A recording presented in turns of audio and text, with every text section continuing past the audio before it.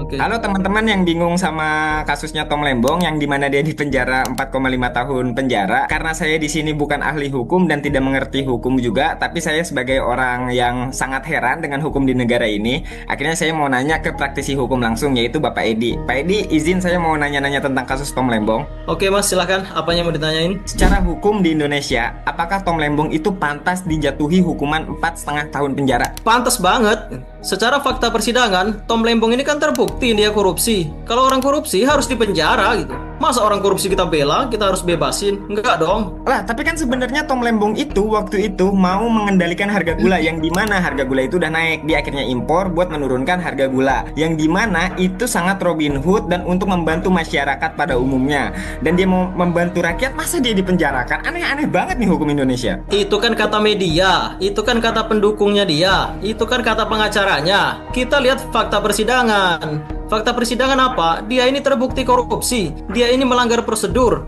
Dia ini menguntungkan swasta, merugikan negara. Itu faktanya. Sehingga secara hukum, dia memang bersalah, terbukti bersalah sesuai dengan fakta persidangan. Pak, yang dimana nih orang baik masa bisa dikatakan bersalah? Emang hukum apa yang membuat dia kelihatan bersalah? Yang dimana ini tuh orang baik, Pak. Oke, gini ya. Yang pertama kita lihat apa sih yang membuat Tom ini sampai di penjara ya, sampai divonis 4,6 bulan ya, 4 tahun 6 bulan. Kita lihat yang pertama pelanggaran yang dia lakukan adalah untuk memutuskan impor sesuai prosedur ya. Ini prosedur ini diatur oleh Peraturan Menteri Perdagangan. Kementerian di mana dia kerja, kementerian yang dia tempati sebagai dia menteri di situ diatur. Jadi omong kosong kalau dia nggak tahu peraturan di situ diatur sehingga dia melanggar itu pasti tahu dia. Kecuali kementerian lain yang ngatur ya. Ini kementerian dia yang ngatur. Di sana tertulis untuk impor, yang pertama dia harus rapat koordinasi lintas kementerian terkait ya. Bisa Kementerian Perindustrian di sini karena terkait industri dalam negeri apakah cukup atau tidak sehingga harus impor. Jadi satu, harus ada rapat koordinasi. Yang kedua, harus ada rekomendasi dari Dirjen dari Kementerian Perindustrian dan itu tidak dia lakukan. Dia lewati prosedur itu. Kemudian masih berlanjut ternyata dia menunjuk perusahaan swasta.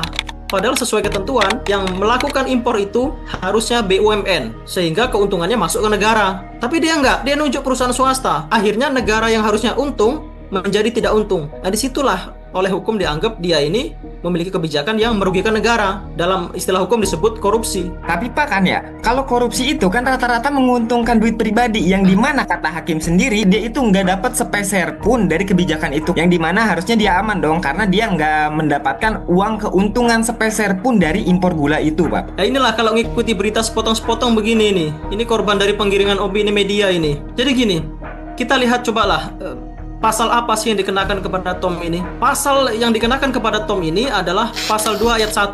Di sana bunyinya apa? Setiap orang ya dengan cara melawan hukum atau secara melawan hukum menguntungkan diri sendiri atau memperkaya diri sendiri.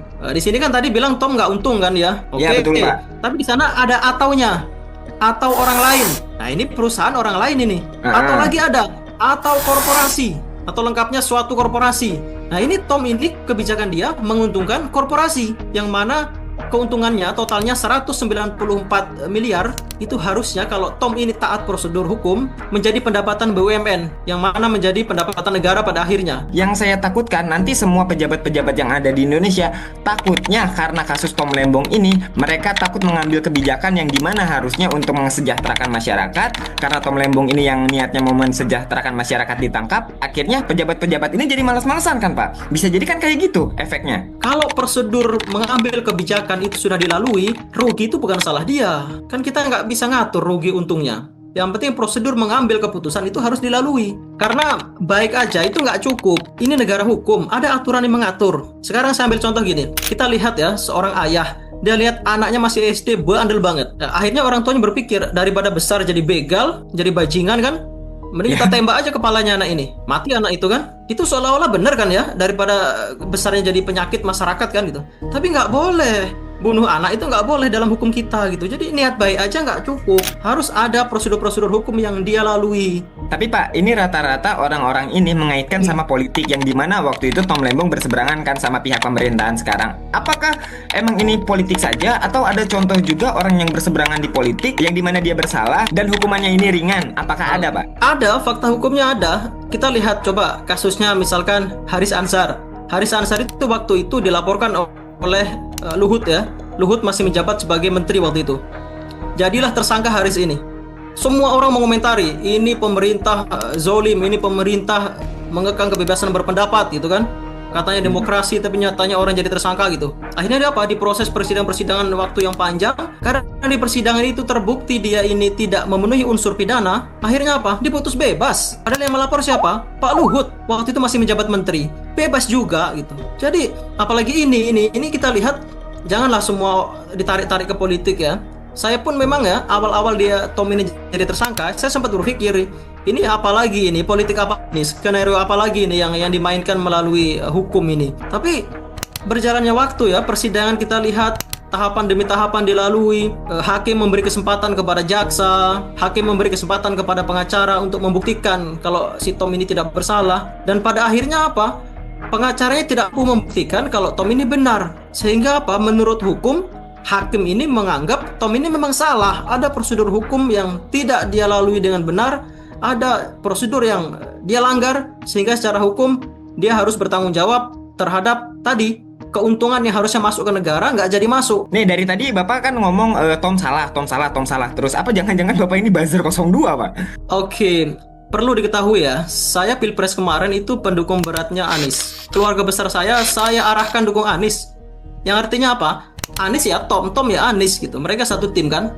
Jadi Iya, kalau betul. bahkan sekarang ini ya, kalau mau tahu, saya mau ketemu Prabowo atau Anies, saya pilih ketemu Anies ketimbang ketemu presiden. Artinya apa? Saya tetap mendukung Anies, tapi untuk konteks ini ya, Tom itu memang salah secara hukum, dan gara-gara tindakan dia negara rugi 194 miliar. Masa iya kita harus bela orang yang rugi negara gitu? Oke lah kalau misalkan anggapan Bapak seperti itu. Tapi balik lagi ke pertanyaan awal, apakah Tom ini wajar gitu di penjara 4,5 tahun? Kalau kita bicara wajar atau enggak, makanya tadi itu dalam persidangan itu ada alasan yang meringankan, ada yang memberatkan. Di sini yang meringankan adalah Tom tidak menikmati secara langsung, tapi korporasi atau pihak lain atau perusahaan lain yang menikmati. Itulah akhirnya dia dihukum minimal sajalah 4,5 tahun ya. Karena kalau dia menikmati itu sampai 20 tahun pasal itu mengatur. Jadi sudah sangat minimal sekali diberikan kepada Tom ini. Berarti ini udah fix Pak, Tom itu bakal dipenjara 4,5 tahun. Belum, tergantung. Kalau pengacaranya nanti atau Tomnya ya mengajukan upaya banding, itu di pengadilan tinggi akan diperiksa lagi. Putusan ini bisa ditinjau ulang, yang mana putusannya nanti bisa sama persis dengan sekarang, atau dinaikkan 2 kali lipat, 3 kali lipat, atau bahkan dibebaskan. Bebas bisa. Jadi belum berakhir ini, masih berjalan prosesnya. Tapi kalau Tom nanti atau pengacaranya dia nggak mengupayakan upaya banding, dia diem aja nih nerima, ya udah berarti 4,5 tahun berlaku, udah harus dijalani. Oh jadi belum berakhir ya Pak. Tapi kan ini juga banyak yang menyangkut pauti di sosial media. Saya lihat katanya menteri lain juga ada yang melakukan hal yang sama seperti Tom lakukan, tapi tidak ditangkap. Itu kenapa Pak? Oke, kita lihat dulu kasus per kasus ya. Menteri lain ini tidak ditangkap, tidak diproses. Ini kenapa? Apakah memang dia tidak melanggar prosedur? Dia mungkin impor ya, tapi tidak melanggar prosedur, ya dia aman. Atau memang dia melanggar prosedur, tapi belum diperiksa, nunggu waktu, ya kita tunggu saja. Tapi apa ya? Hukum itu tidak boleh tebang pilih yang jelas. Misalkan begini, Tom ini terbukti bersalah sekarang secara hukum. Kemudian menteri lain juga salah, tapi karena ada kepentingan tertentu, akhirnya tidak diproses secara hukum. Ini yang tidak boleh. Hukum tidak boleh tebang pilih. Tom bersalah, iya, tapi orang lain yang bersalah juga harus menyusul diproses. Jadi intinya Tom itu belum tentu 4,5 tahun ya Pak. Jadi dia masih bisa bebas mungkin di suatu saat nanti. Setelah putusan apa Pak? Setelah putusan banding, Mas. Jadi ini nanti prosesnya ada lagi banding ya, kalau pengacaranya banding. Setelah banding, putusan itulah yang kemudian dipakai. Tapi lihat lagi, kalau setelah putusan banding ada yang keberatan lagi bisa kasasi ke Mahkamah Agung. Ini masih panjang proses ini. Makanya gini loh, masyarakat kita ini apa ya, proses masih berjalan, ingkrah juga belum, putusannya masih bisa dimintakan banding, kasasi, dan bahkan peninjauan kembali. Sudah komentarnya di mana-mana, sudah menyerang sana-sini, padahal orang hukum juga bukan gitu. Gak usahlah kita banyak keluar jalur ya. Yang orang hukum komentar hukum, yang ahli agama komentar agama, ahli ekonomi komentar ekonomi. Gak usah nyebrang-nyebrang. Masing-masing aja lah sesuai keahlian. Stop Pak, ini faktanya sudah terlalu terang sekali, kasihan masyarakat Indonesia. Jadi intinya kasus Tom ini masih belum selesai.